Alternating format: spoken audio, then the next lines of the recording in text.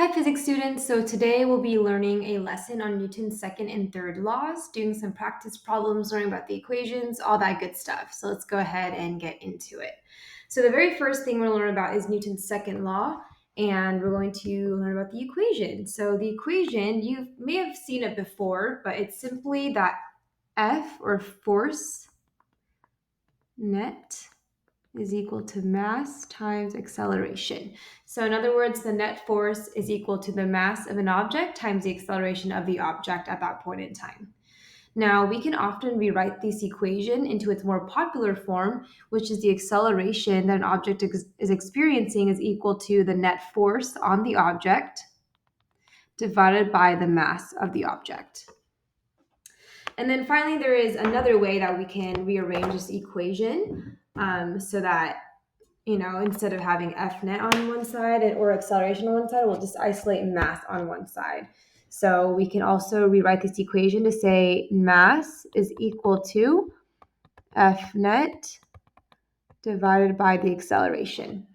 So just to review, the way that we went from F net is equal to mass times acceleration to the first equation was we just divided both sides by the mass. So I'll show you here. Okay, and that brings us to our second equation that we see here. And then the way that we can go from this first equation to this third equation is just dividing both sides by acceleration like this. So you end up with mass is equal to F net divided by acceleration. So this is hopefully a pretty straightforward equation. And from this equation, we can actually learn a lot about the relationship between these different variables. So what we're going to do in this table is we're going to explore the relationship between these variables. If we were to hold one of these variables constant, how is a change in one variable going to impact the other variable? So I'm just going to start by keeping the mass constant. And what this will actually look like is treating it as if the mass didn't exist, because we just want to see how the changes in a net force will affect the acceleration of an object while neglecting the mass. It doesn't matter the mass. We're not changing that value. So what we see here is F net and acceleration are opposite sides of the equal sign. So in other words, what we'll learn is that F net is proportional to acceleration. In other words, the effect that this has is that when you increase the net force of an object, what that's going to do is that's going to actually increase the acceleration of the object. That makes sense. Let's say I'm pushing the same object. If I was to increase my applied force and therefore increase my net force, that's obviously going to increase the acceleration on the object. So this is actually a direct relationship in that if I was to double the net force, what's going to happen is the acceleration will also double. Also, if you want to think of another example, if I triple the net force, well, the acceleration will also triple, and so on and so forth.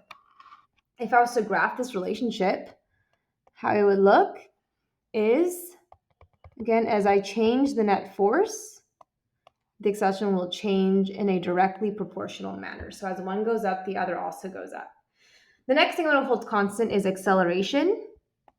So F net is equal to mass times acceleration, but now we're keeping acceleration constant, so we don't care about that. And what we find is that, again, F net is on the opposite side of the equal sign from mass. So very similar to what we had above, F net is proportional to mass. Okay, now it doesn't make sense to say that we're going to increase the net force and that increases the mass. That'd be crazy, y'all. That'd be creating mass out of nothing, right? That doesn't make sense. Like basically, the order in which we explain this actually matters, right? So it's like if I'm pushing a table harder and harder, that table is not going to grow in mass. The mass stays the same. So what's actually changing is the mass is going to change, and that will impact the net force if we were to keep the acceleration of the object constant. Okay, think of it as like if I was pushing a rolly chair versus pushing a table, I'm going to need to increase my net force if I'm going to have a bigger object I'm going to push. Okay, So what you want to say is the bigger the object, the bigger the net force is going to have to be in order to keep the acceleration constant. So again, the example is, let's say that we're doubling the mass of the object. That means we have to double the net force in order to keep the same acceleration. Again, if we're to triple the mass of the object, same thing, we're going to have to triple the net force acting on the object. And this graph, again, will look very similar to the one above. As you increase the mass of the object, you have to increase the net force acting on the object in order to keep the same acceleration. Okay, last thing that we're going to keep constant is the net force. And I like to keep the variables I'm talking about on opposite sides of the equal sign. So we don't want to work with the first equation because that means that the remaining variables, mass and acceleration, are on the same side. That makes it a little complicated. So I'm actually going to deal with the second equation to keep acceleration and mass on opposite sides of the equal sign. And I'm going to go ahead and keep F net constant, which means we're going to ignore it. It's staying the same. We just want to see how a change in the acceleration will impact the mass. So what we see here is acceleration is now proportional to 1 over mass. Okay?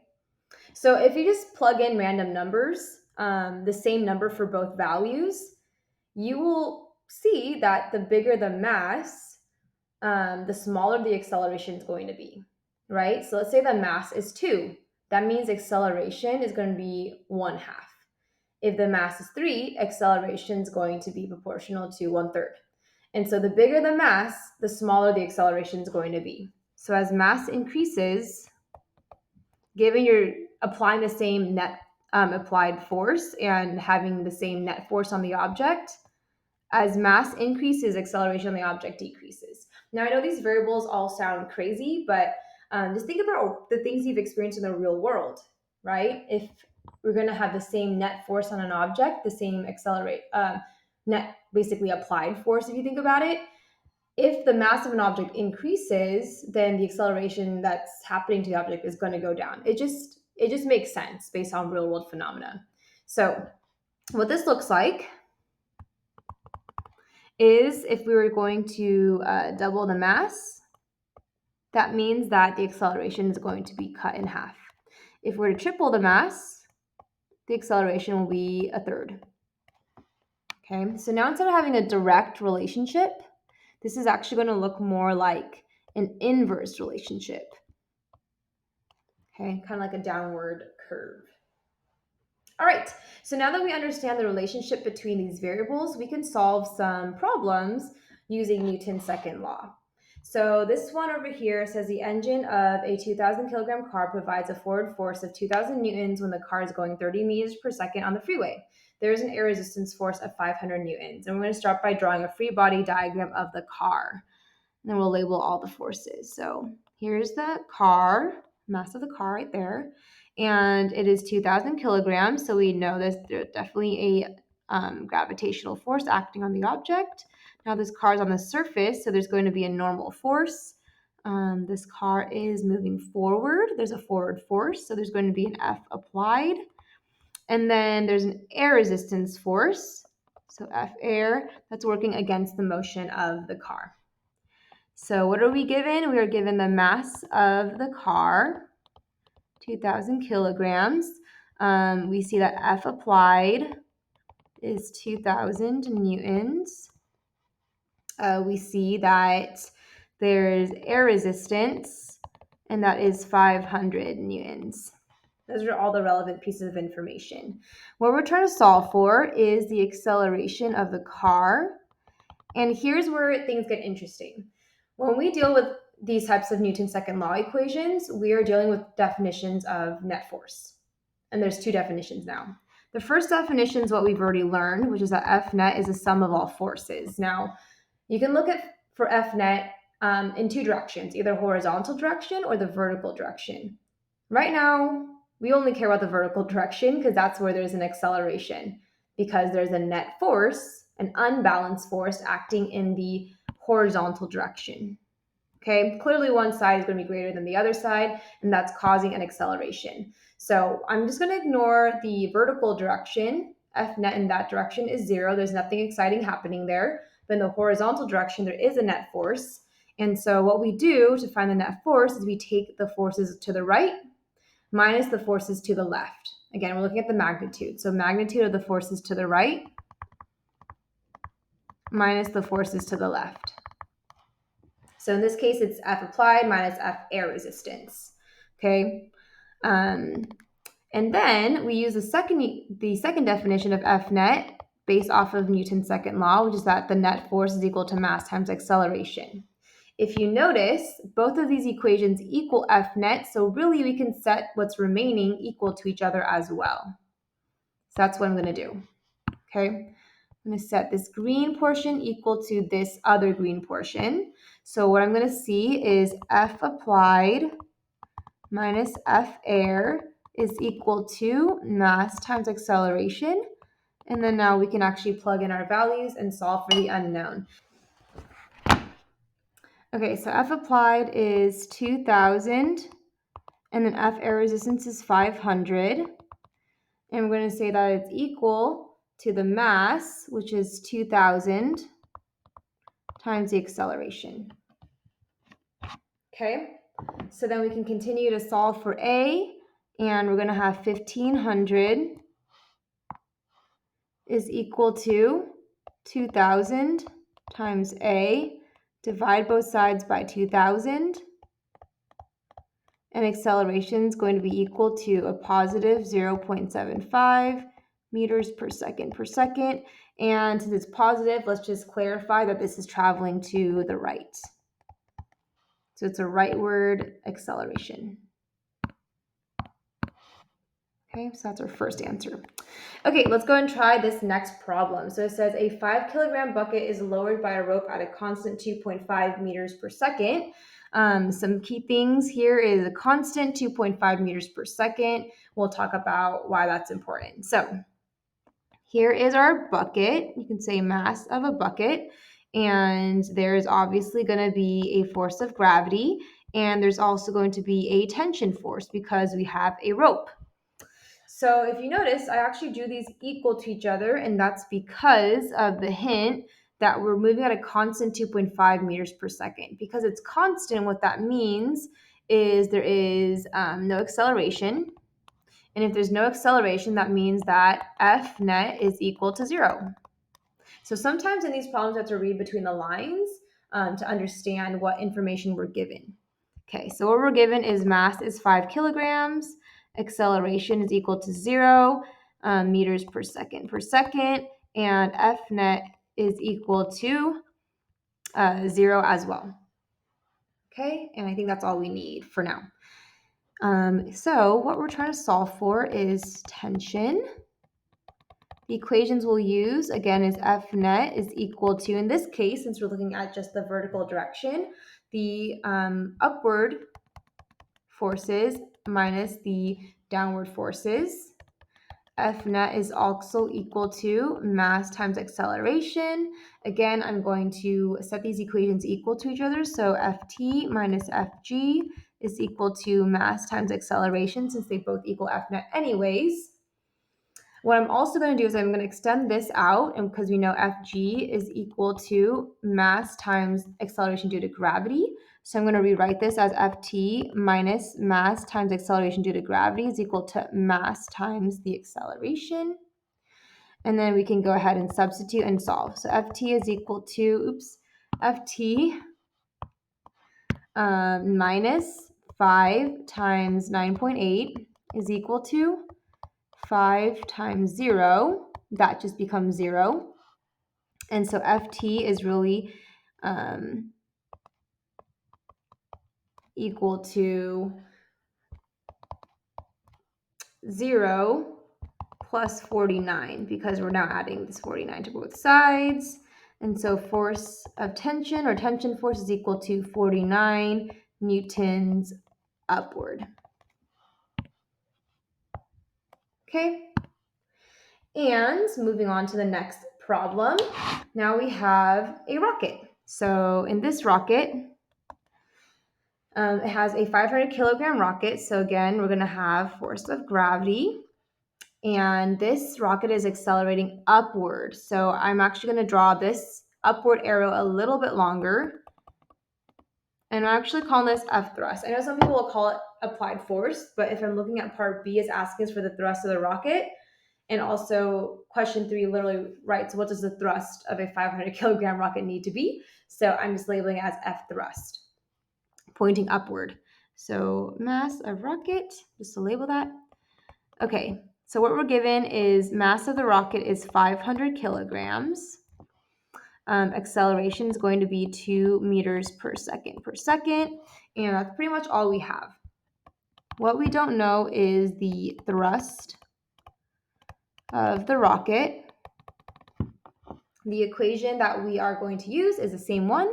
So F net is equal to our upward forces minus our downward force.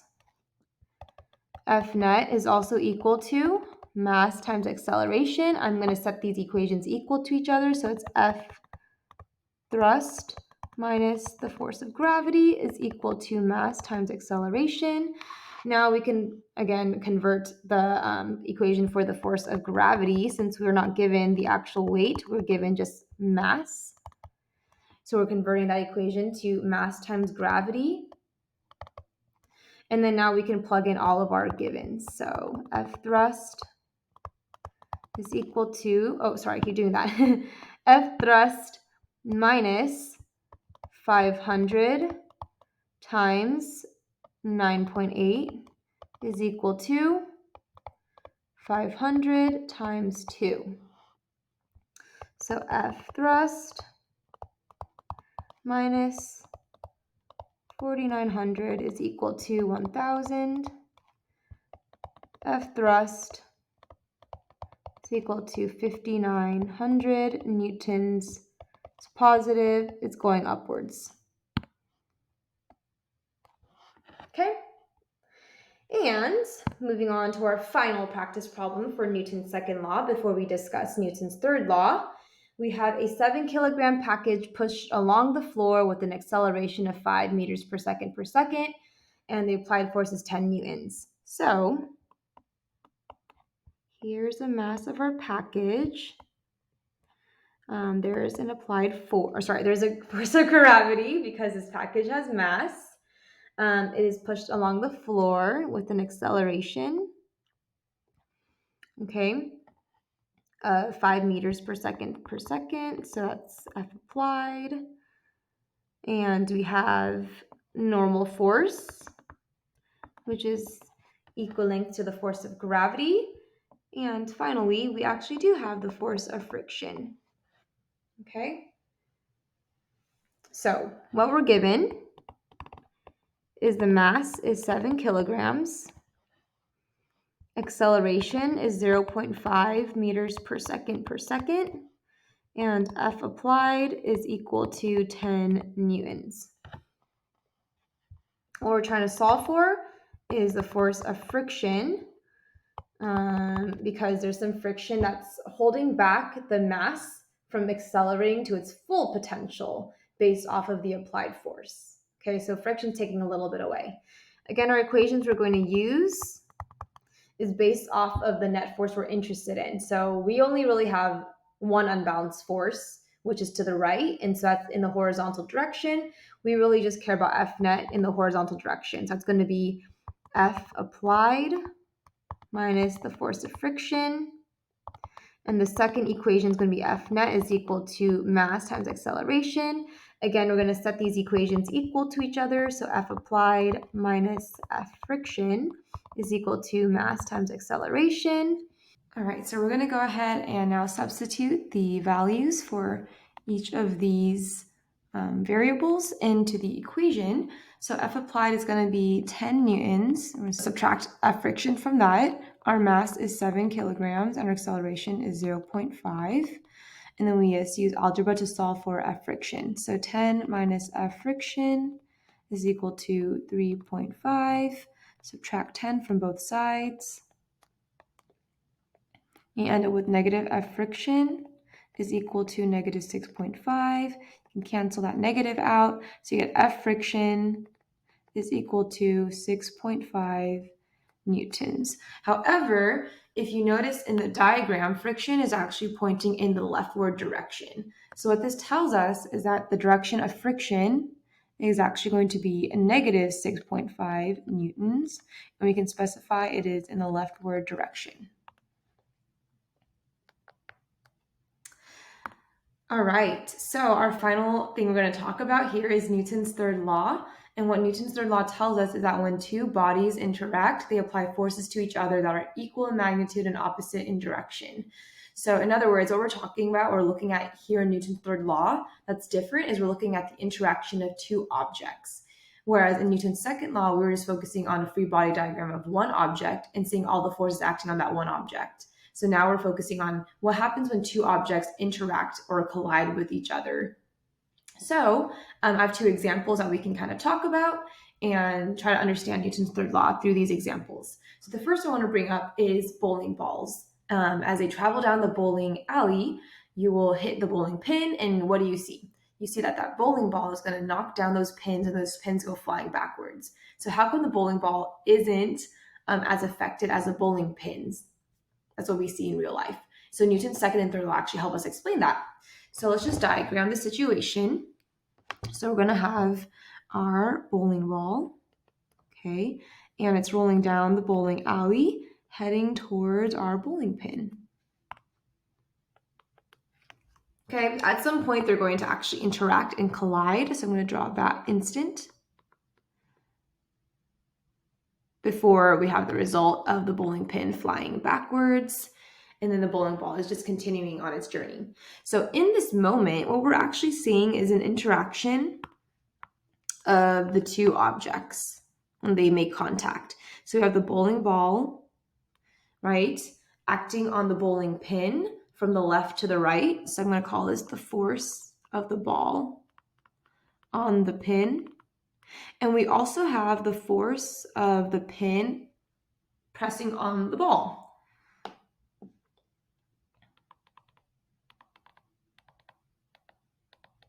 So what Newton's third law tells us is that these two forces are opposite in direction but equal in magnitude. So that's why I draw those hash marks to signify that these lines are equal in length. So the force of the ball on the pin is equal in magnitude to the force of the pin on the ball. It's just that since they're colliding, they're opposite in direction. Okay, so at this point, students are usually like, wait, so then if they have equal forces, how come the pin goes flying backwards? And that's when we integrate Newton's second law. So I'm going to convert the force into a mass times acceleration. So on this left-hand side, since we're talking about the force of the ball on the pin, I'm going to say the mass of the ball times acceleration of the ball is going to be equal to the mass of the pin times the acceleration of the pin. Okay, so the mass of the ball is really large compared to the mass of the pin. But if you look at it right now, they don't even out on either side of the equal sign. However, we saw the acceleration left. So what the acceleration has to do is to compensate for the fact that on one side the mass of the ball is really large, and on the other side the mass of the pin is really small. So as you can probably imagine, if the mass of the ball is big, we're going to have a smaller acceleration to allow for the small mass of the pin to balance out. Okay, so that the forces are equal to each other. So on one side, the mass of the ball will be large and the acceleration of the ball will be small. On the other side, the mass of the pin will be small and the acceleration of the pin will be large. Again, because these masses are not equal in size, the acceleration is going to have to compensate in order for us to have the same force on both sides. This is a really elegant example of our inverse relationship between the mass and acceleration in Newton's second law. In order for force to stay the same, right, as the mass increases, the acceleration is going to have to decrease. And this makes sense. So the mass of the ball is really big, the acceleration of the ball is really small. What that visually looks like in real life is that when the ball hits the pin, it's just continuing to move in its same direction and pretty much the same velocity. The mass of the pin, on the other hand, since it's so small, the acceleration is going to be really large for it. It's going to it's going to have a change in its velocity. So initially it wasn't moving, and after it gets hit by the ball, it is moving a lot. Let's do one more example. Let's say that we have a little fly. Here's a cute little chubby fly, and we have a car. Okay, obviously this fly is not drawn to proportion. We're trying to see what happens as this fly is just flying a little bit forward and this car is moving really quickly to the left-hand side. So there's going to be an instant where I'm going to just draw the car first. Okay, so here's our car. When the fly hits the windshield of the car and it goes splat.